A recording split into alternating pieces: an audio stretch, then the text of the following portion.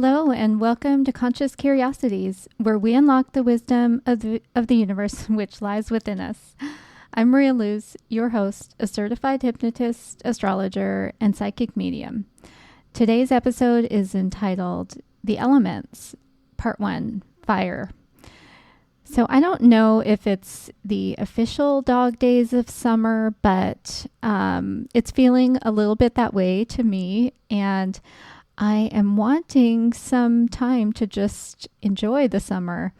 I live up north in Seattle, and we live for this time of year.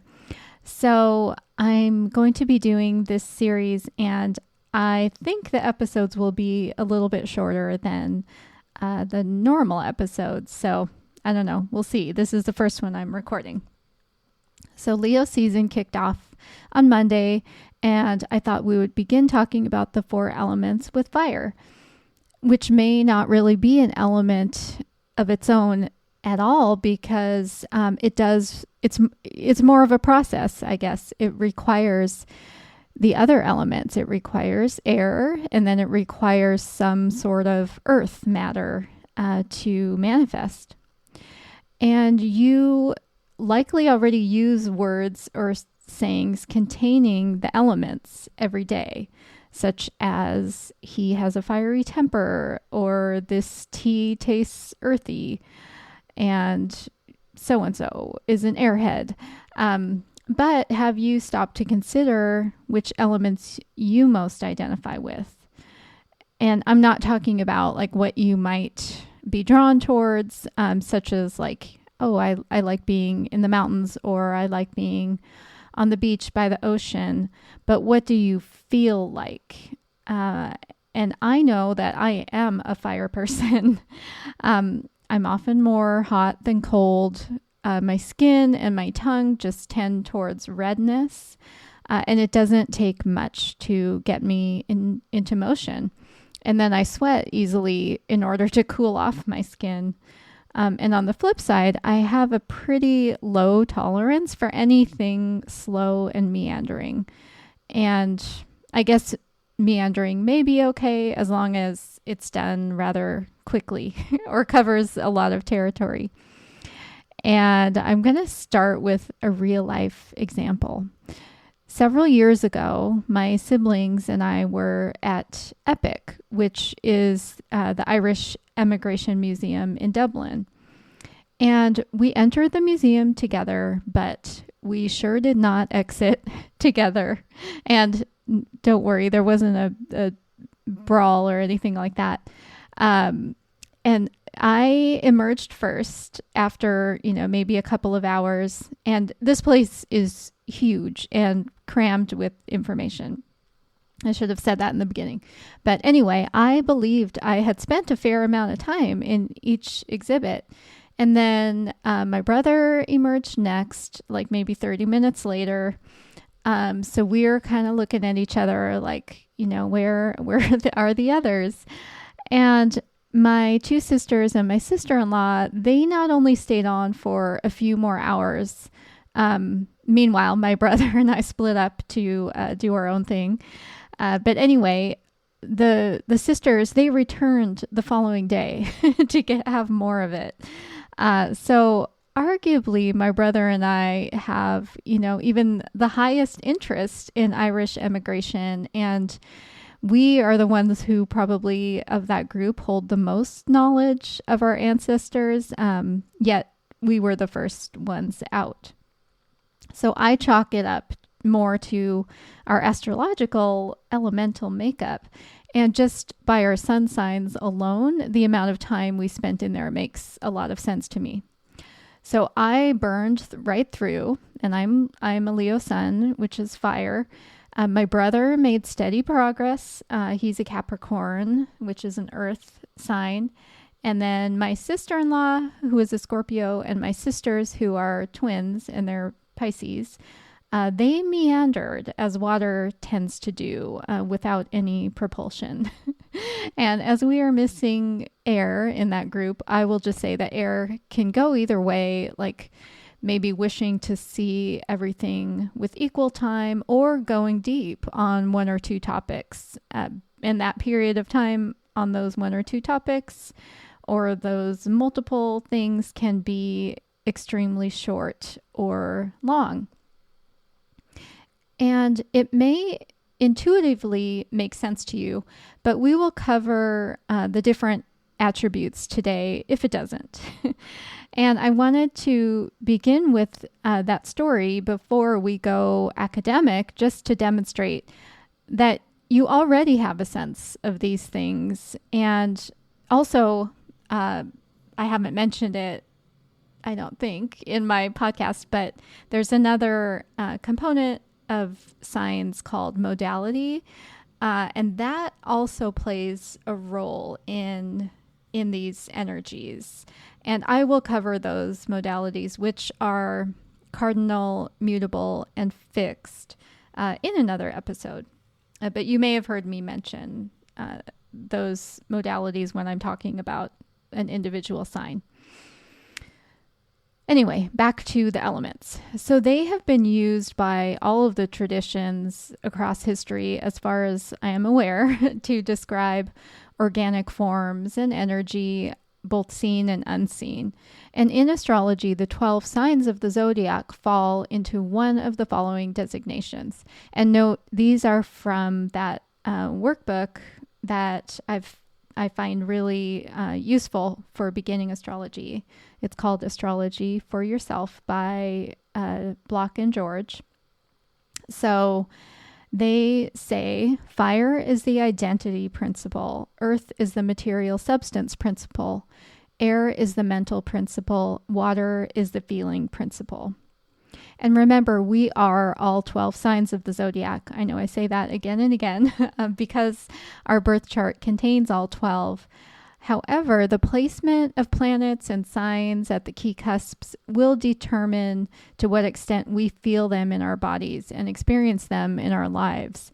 And over the course of this series of 4 installments, we will delve into the signs associated with each element. So, starting with fire, what does that mean when Block and George say that fire is the identity principle? And first, we may need to back up a bit to what came before identity, which is a primal urge. And I think it's helpful to think of the solar plexus, also known as the third chakra. This is perhaps that gut feeling you have that's meant to drive you to take action. And why we say someone is fired up when they start gesticulating or turning red in the face to make a point they feel passionately about. In fact, passion, that drive to create life, is very much associated with Mars. And Mars rules Aries, which is the first sign of the zodiac. So thinking about Aries, the first of our fire signs, the sentence, "don't get eaten," popped into my head just now. It is about survival. And in order to survive, not be eaten, we better get a move on. So Aries wouldn't pause and strategize about whether hiding is a better strategy. It just comes forth already lit up. And just ask anyone with Aries in their big 3, so the sun, moon, or rising sign, and they have likely experienced having ants in the pants as a kid, or acting impulsively even more so than their friends as a teenager, and maybe having a competitive streak, or just maybe burning out with adrenal fatigue as an adult. And Aries is associated with the first house, which is most often associated with the self in its physical and intrinsic form. And the key phrase that you often see is "I am." And I also think about when it's springtime and that first bud of a plant coming out, it just has no idea where it is or what it is, but it knows it has to burst out of the soil. And look to which house in your birth chart you have Aries. And it's in that area of life where you may be presented more often than not with a sense of urgency to spring into action. So in addition to Mars, the solar plexus is associated with the sun, which leads to the next fire sign, Leo, which the sun rules. And with Leo, think regal. Like there's an entitlement that comes with royalty. And with Leo, it's more of an entitlement to love that comes with being just heart-centered. And Leo understands that their entitlement comes with an obligation to be a benefactor to those that they lead. And it's just part and parcel of the heart of a lion that allows for a courageous leader. Leo and the sun are associated with the fifth house, which is most often associated with creative self-expression, romance, and children. And at first glance, those things don't automatically sync to the courageous leader archetype. But as I was thinking about it, the best leaders really, they have a flair that's all their own, and they're inspiring in a way that only they can be. And they're maybe childlike in the sense that they expect love and appreciation from people around them. And in order to be that responsible leader that Leo strives to be, we must first learn self-leadership and self-sovereignty. And there's that saying, lazy as a lion, for a reason, I think, because if we spend too much time in apathy and, when we haven't really found what lights us up, that could be like that lazy phase. And I can tell you as a Leo sun, it does not feel good to be in that space where you're maybe just going through the motions. And again, that's that lack of self-leadership, or you're just following someone else. And that would be that lack of self-sovereignty. So where you have Leo in your chart, just be aware of those feelings coming up. And then for a third sign, I'd like you to imagine an archer who is blindfolded, and as she is preparing to release the arrow, someone lights the tip of the arrow on fire and spins the archer around in circles, and then the arrow is released in a random direction. And where it hits, the fire spreads rapidly, and wherever the terrain takes it. And this is Sagittarius, the final sign of the fire element. And Sagittarius is ruled by the planet Jupiter, which is about expansiveness, determining, how a populace will join under a philosophy. It's also travel abroad and higher learning. And all of that sounds pretty great, right?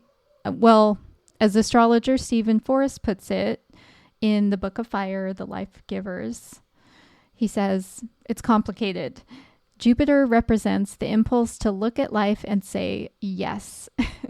So under Sagittarius's influence, decisions made without context can become like that wildfire set by the arrow.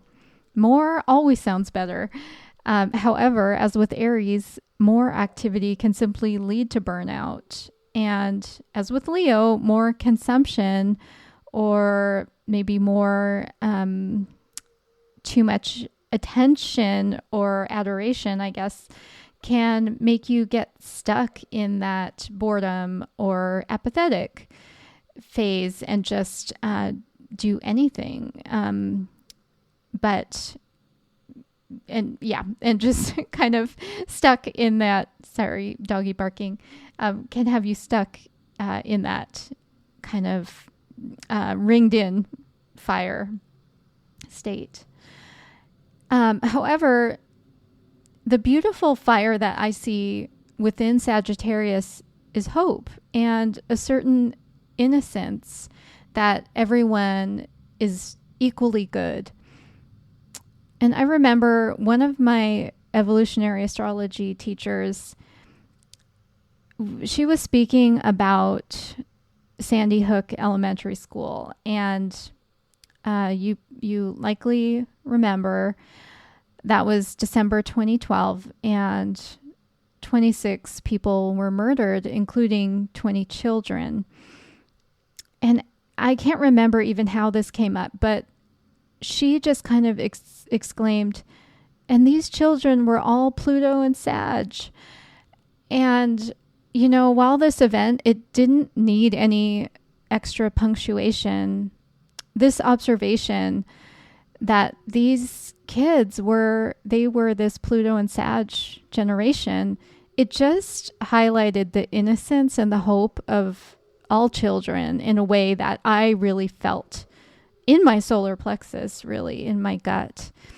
And we are already seeing that Pluto and Sag generation like doing amazing, hopeful work everywhere in the world. And I thought of Malala Yousafzai, the Pakistani female education activist who won the Nobel Prize when she was 17 years old, as just an example that stood out to me.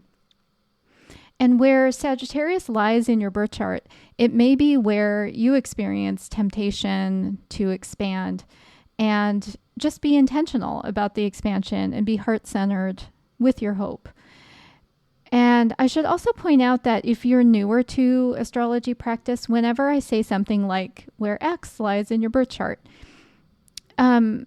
if it's a planet, that would apply when that planet is transiting through that portion of your chart. Or it could be when there are planets transiting that sign in your chart. And then you just synthesize that energy of the house and the planet together. And if I use our fire signs and their planetary rulers as an example, let's say Mars happens to be transiting the house in your chart where Sagittarius resides. You may feel a drive to action, that would be the Mars, in, say, traveling abroad or seeking higher learning, which would be the Sagittarius piece. And Mars is actually a great planet to practice what transits feel and manifest as, because it's so active and it spends the right amount of time. It's not in a sign for too short a time to feel it, or not too long that it's just confounded because so many events happen. And in fact, I think on my YouTube report for this week, I'm going to give an assignment to do something with that Mars energy, because there's an opportunity coming up this weekend. So anyway, another way to think of the energy of these fire signs is I've just come up with a brief little visual. So Aries might be the heat of holding your hand directly in a flame. So it's burning hot and you immediately move it out of danger. Whereas Leo is the heat of a cozy fireplace or a campfire, and that draws you in and it keeps you there. And Sagittarius is the heat of a wildfire. You don't directly feel it, but it is mesmerizing and it pulls you in different directions to see where it is going. So I hope this has been a helpful perspective on the element of fire in astrology. Thank you so much for listening, and you are now empowered to be consciously curious about the element of fire. If you want to personally work with me, please visit my website. That's marialuz.online to view services. I also have some basic astrology info there on a separate tab. And you can use the code AstroHip for 20% off anything, and just email me if you are short on money but high on interest in your astrology. I also have a little shop with hypnotic tracks and gift certificates there. And finally, please share this podcast so you can talk about it with your friends, and rate and review so others can find it. Have a beautiful day. Bye-bye.